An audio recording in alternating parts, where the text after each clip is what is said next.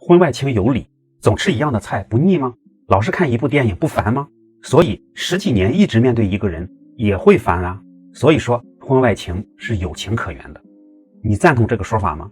如果你有一些犹豫，那就说明这个说法很有蛊惑性，这是很多人为婚外情找出的一种理由。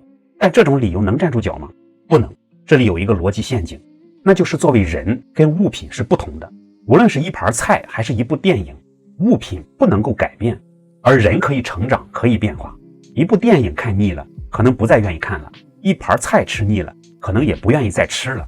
但人却不是一成不变的，尤其是认知精神领域是可以无限变化的，并且人与人的相处跟喜欢一个物件是不同的。你喜欢一个物件，你就努力把它拿下就行了，你不会考虑这个物件的感受，你和它没有直观的互动，你只在乎你自己的感受就可以了。可是人和人之间，除了外在的感官印象，还有情感的交流，会产生情感依恋等等。我们正常活着的人，虽然外表不会发生大的变化，但是我们的内在必定会随着环境和时间的变化，以及与他人相处的过程而发生变化。直接点说，人是一种活物，是会成长和变化的，并且人与人是由感情依恋所连接的。面对固定的事物，会失去新鲜感，会厌会烦，这是人的特性之一。就像他们所说的，吃一样的菜会腻，看一部电影会烦等等。那我们多年面对一个人会烦吗？可能会，但作为人完全可以避免。这就涉及到如何保持新鲜感的问题了。人是有主观意志的，会根据自己的意志去做出行为。所以说，如果你想保持相处的新鲜感，你就可以做出一些行为来改善。这里我告诉大家几个有效的方法。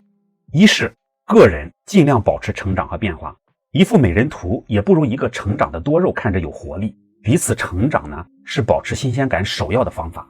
每个人都需要成长，不仅仅是为了满足对方的新鲜感，更是为了让自己的人生更加的充实和美好。当然，如何共同成长，我们在其他的视频里有所解释，这里就不多言了。二是两人相处起来要张弛有度。根据适应性原则，两人相处久了会彼此熟悉，适应性呢就增强了，而刺激的有效性就降低了，这就是没有新鲜感了。但是两个人可以短暂隔离，会让适应性降低，刺激的有效性提高，新鲜感就能回来了。这跟我们对一个物件有新鲜感是类似的。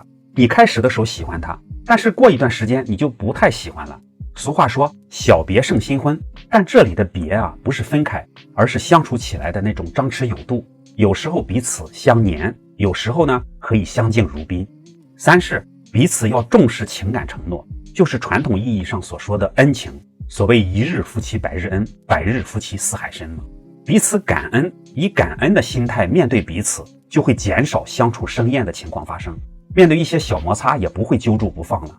例如多想想这些年的不容易，多想想对方对自己的付出等等。前面说到，人会根据自己的意志做出行为，所以只要有意识的去经营关系，经营情感，经营婚姻，就可以很大程度上的去保持新鲜感，避免日久生厌，甚至可以像酿酒一样日久弥新。